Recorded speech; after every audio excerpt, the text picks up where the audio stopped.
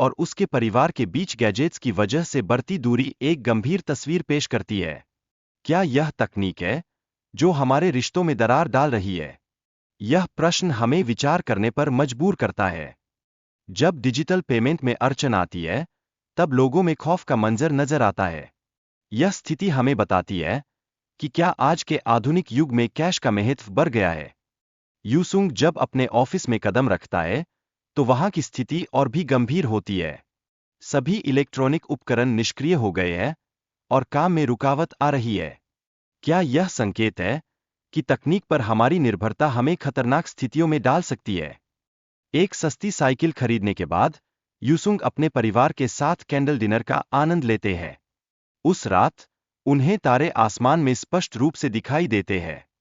क्या यह एक नई शुरुआत का संकेत है, जब तकनीक से दूर रहने पर जीवन का सच्चा आनंद मिलता है?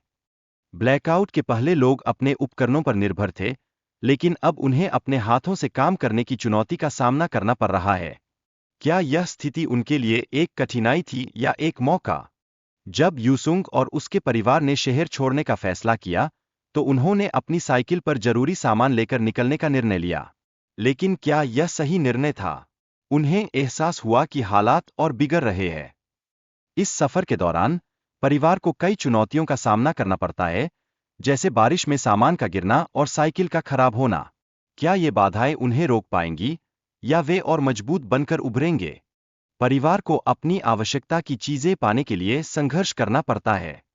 उन्हें खाना पाने के लिए अजीब चीजें, जैसे पेट फूड, खाना पड़ता है। क्या यह भोजन के लिए उनकी हताशा को दर्शाता है या किसी नए अनुभव का हिस्सा है? एक बूढ़े आदमी की मदद से परिवार को अच्छे खाने और सुरक्षा का अनुभव होता है। क्या यह उनके कठिन समय में एक सकारात्मक मोड़ लाने वाला क्षण है?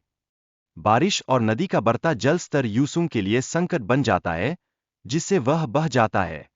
परिवार की चिंता और उसके लिए खोजबीन का दौर शुरू होता है। क्या वे उसे ढूंढ पाएंगे? यूसुंग की पत्नी की चोट और कुत्तों से भागने का दृश्य उनके संघर्ष को और बढ़ा देता है। लेकिन क्या वे इस विपरीत स्थिति में भी उम्मीद बनाए रखेंगे?